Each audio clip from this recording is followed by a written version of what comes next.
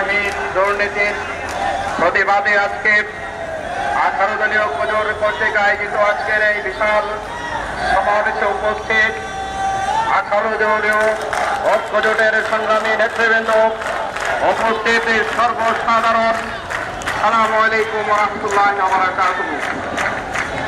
আজকে কি জন্য আমরা একত্রিত হয়েছি সবার কাছে জানা রয়েছে।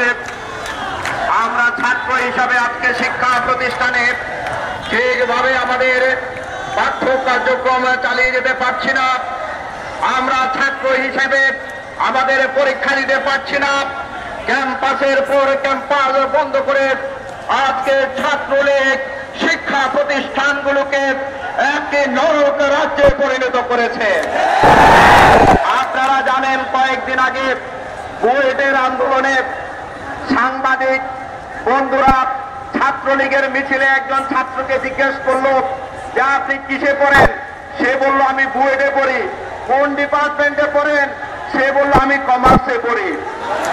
আওয়ামী লীগের সফলতা এমন, বুয়েটের ভিতরে পর্যন্ত তারা কমার্স ঢুকিয়েছে। তারা এ সকল ভাওতাবাজি আপনারা বন্ধ করেন। আপনাদের অর্থমন্ত্রী যদি বলতে পারে 400 কোটি টাকা দুর্নীতি করা কোনো ব্যাপার নয়, অথচ আপনি যখন ক্ষমতায় গিয়েছিলেন আপনি বলেছিলেন যে কোনো মন্ত্রী এমপি যদি দুর্নীতি করে সেটি আপনারা প্রকাশ করবেন। আজকে আমরা জানতে চাই 400 কোটি টাকা সহ বাংলাদেশের গণমানুষের হাজার হাজার কোটি টাকা যারা লুট করেছে তাদের তালিকা আপনারা প্রকাশ করতে হবে।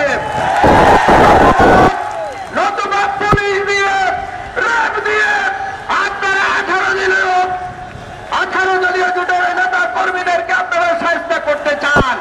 এভাবে শায়েস্ত করে ধমক দিয়ে আসলে আপনারা আন্দোলন থামাতে পারবেন না।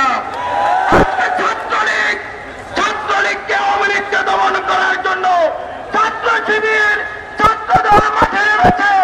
আপনাদেরকে আর কেউ রেহাই দেবে না। আওয়ামী লীগের কাঁধে কাঁধ মিলিয়ে হাতে হাত রেখে যে কোনো আন্দোলনে আমরা ঐক্যবদ্ধভাবে এগিয়ে যাব, এই শপথ ব্যক্ত করে আমি আমার কথা শেষ করছি। আল্লাহ হাফেজ।